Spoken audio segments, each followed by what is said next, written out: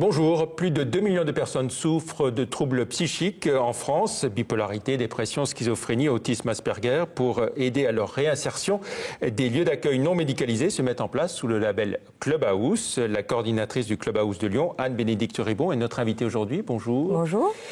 Coordinatrice et présidente du comité de soutien de ce Clubhouse. Alors, cette ouverture de Lyon, elle est toute récente, mais il en existe un peu partout dans le monde, c'est ça? Oui, tout à fait. En fait, on a ouvert à Lyon le 15 novembre, donc effectivement, elle est toute récente. Mais dans le monde, il y en a 330 dans 30 pays différents. Donc, et un à Paris depuis 2011. Et le concept était donc d'essaimer le lieu parisien dans d'autres lieux en France. Et justement, qui est à l'origine de cette initiative Alors, l'histoire, c'est parti en 1948 des États-Unis, où en fait, il y avait un groupe de personnes qui sortaient de l'hôpital psychiatrique et qui se retrouvaient sur les marches de la Bibliothèque nationale de New York parce qu'ils n'avaient pas de lieu où aller.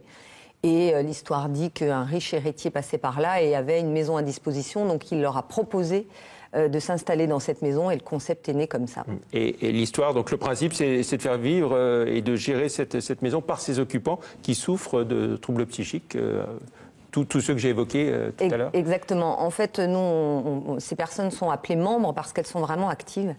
Et elles vont gérer de manière intégrale cette maison parce que ça a vraiment la forme d'une maison. Et par la gestion de cette maison, ça va leur permettre une réinsertion sociale. Et tous les ateliers qu'on propose en parallèle des tâches inhérentes à la maison sont des ateliers de retour à l'emploi. Et il faut bien préciser, c'est un lieu qui n'est pas du tout médicalisé. C'est très très important, effectivement. Il faut que les personnes aient un suivi médical par ailleurs. Donc elles doivent avoir une lettre de leur psychiatre mentionnant qu'elles sont bien suivies médicalement en dehors du Clubhouse. Mais le lieu n'est pas médicalisé. Et si à un moment donné, elles doivent être hospitalisées, elles quittent donc le Clubhouse. Exactement, forcément. Mais c'est le psychiatre qui va gérer cette difficulté, ou ce souci-là. Nous, on ne s'en occupe pas. Alors ici à Lyon, vous êtes installé où? On est au 41 rue de l'Abondance, dans le 3e arrondissement. On a 250 Et combien de personnes vous pouvez accueillir au total? Alors aujourd'hui, on a 20 membres. L'objectif, c'est un objectif progressif. À Paris, pour la même surface, ils sont 300 membres. Nous, l'objectif, c'est 70 membres d'ici fin 2018. Et puis après, une montée en puissance jusqu'à 200 ou 300 membres. Et comment est financé ce Clubhouse? Alors, on a un financement qui est 50% de fonds publics et 50% de fonds privés. D'ailleurs, pour les fonds privés, on est encore en recherche de donateurs privés, de mécènes, d'entreprises. Donc c'est un appel au peuple que vous lancez? Exactement. Le coût d'un membre, à titre d'information, c'est 5 000 € par an. Et ça permet de l'accompagner. Donc ça peut être l'accompagnement ou la prise en charge d'un membre. Pour nous, c'est quelque chose de très important. Quelles tâches accomplissent les occupants tout au long de la journée? Alors, ils ont des tâches vraiment inhérentes à la maison. C'est ce que je disais. Il y a une cuisine, donc il faut qu'ils préparent le repas, qu'ils fassent les courses, qu'ils répondent au téléphone, qu'ils accueillent les nouvelles personnes. Et puis, en parallèle de tout ça, il y a tout ce qui est réinsertion professionnelle, où là, en fait, il va y avoir des entreprises qui vont venir au sein du Clubhouse pour, par exemple, faire un atelier de retour à l'emploi, de rédaction de CV.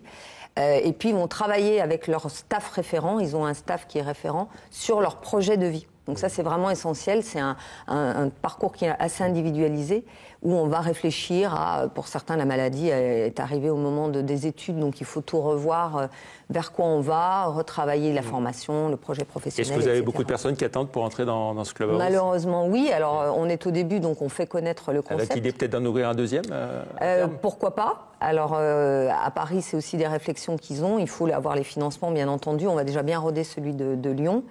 Mais malheureusement, la demande est importante, vous l'avez dit, 2 millions de personnes sont touchées. Et combien de temps, en moyenne, les gens restent dans ce Clubhouse? Entre 16 et 24 mois. Pour un retour à l'emploi, on a 30% de retour à l'emploi, je ne sais plus si je l'ai dit, qui est un taux important. Donc, en 24 mois, en principe, c'est le temps qui reste. Mais ils peuvent vraiment venir comme ils le souhaitent. Il n'y a pas de problème de promiscuité suivant les troubles psychiques des uns et des autres? Alors, en fait, ce qui se passe, c'est que quand un nouvel arrivant arrive, il a quand même un temps, alors d'essai, c'est pas le bon terme, mais il va passer un mois pour voir si ça marche bien et avec le collectif des gens en place et si lui se sent bien. Donc, il y a quand même ce temps un peu d'adaptation.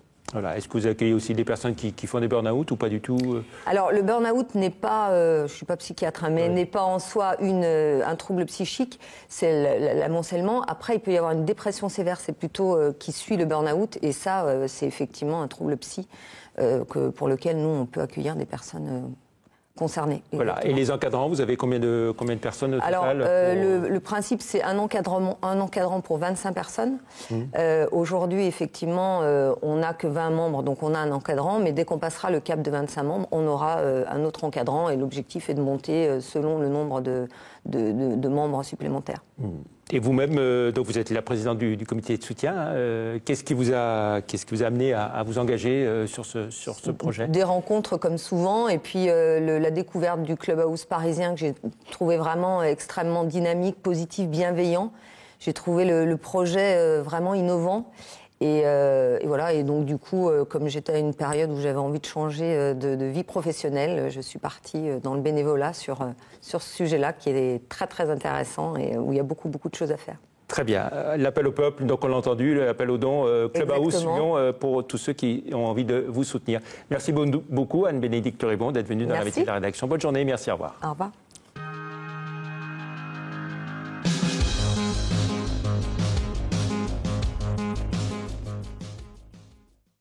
Coup de projecteur.